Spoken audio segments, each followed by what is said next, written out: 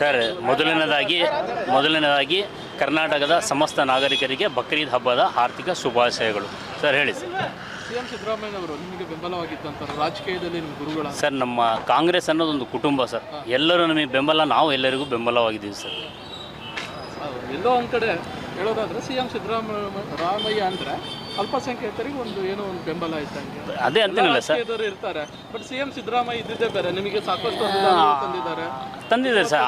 ಅಲ್ಲಲ್ಲ ಅಂದರೆ ಸಿಎಂ ಸ್ಥಾನಕ್ಕೆ ನಿವೃತ್ತಿ ಕೊಡ್ತಿದ್ದಾರೆ. ಏನು ಹೇಳ್ತೀವಿ ಸರ್, ಆ ಥರ ಏನು ಮುಜುರ ಏನಿಲ್ಲ ಸರ್. ಸಿ ಎಮ್ ಆಗಲಿ, ನಮ್ಮ ಡಿ ಸಿ ಎಮ್ ಆಗಲಿ, ಇದು ಡಿ ಕೆ ಶಿವಕುಮಾರ್ ಸರ್ ಆಗಲಿ, ಎಲ್ಲರೂ ನಮ್ಮ ಒಂದು ಕುಟುಂಬದ ಒಂದು ಇದು ಇದ್ದಂಗೆ ಸರ್. ಎಲ್ಲ ನಮಗೆ ಆ ಥರ ಏನು ಇದಿಲ್ಲ ಸರ್. ಆಮೇಲೆ ಇನ್ನೊಂದು ಮಾಹಿತಿನೇ ಇಲ್ಲ, ಸಿದ್ದರಾಮಯ್ಯ ಸರ್ ಅವರು ರಾಜೀನಾಮೆ ನೀಡ್ತಿದ್ದಾರೆ ಅಂತ ನಮಗೆ ಮಾಹಿತಿ ಇಲ್ಲ. ಸಾಕಷ್ಟು ಚರ್ಚೆ ಆಗ್ತಿದೆ ಸರ್. ಚರ್ಚೆ ಆಗ್ತಿದೆ, ಬಟ್ ಹೈಕಮಾಂಡ್ ತೀರ್ಮಾನ ನಮಗೆ ಇನ್ನೂ ಗೊತ್ತಿಲ್ಲ ಸರ್. ಅದು ಬಂದಿಲ್ಲ, ಪಕ್ಷದೊಳಗೆ ಏನು ಇದು ಇಲ್ಲ ಸರ್, ಅದು ಬಂದಿಲ್ಲ. ಚೇಂಜ್ ಆದ್ರೆ ನಡೆಯುತ್ತೆ, ಆಗ್ಬೋದು ಸರ್. ಅದೇ ಹೈಕಮಾಂಡ್ ನಿರ್ಧಾರ ಸರ್.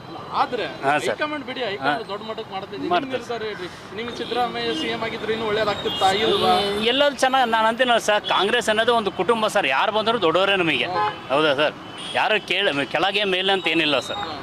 ಆಮೇಲೆ ನಮ್ಮದೊಂದು ಇದೆ ಏನಪ್ಪ ಅಂತ ಹೇಳಿದ್ರೆ, ನೆಕ್ಸ್ಟ್ ನಮ್ಮ ಡಿ ಸಿ ಎಮ್ ಪೋಸ್ಟ್ ನಮ್ಮ ಮಲ್ಲಿಕಾರ್ಜುನ್ ಸರ್ ಅವರಿಗೆ ಕೊಟ್ಟರೆ ಭಾಳ ಅನುಕೂಲ ಆಯಿತು ಸರ್. ಫಯಾಜ್ ಅಹಮದ್ ಅಂತೇಳಿ ಕಾಂಗ್ರೆಸ್ ಪ್ರಧಾನ ಕಾರ್ಯದರ್ಶಿ.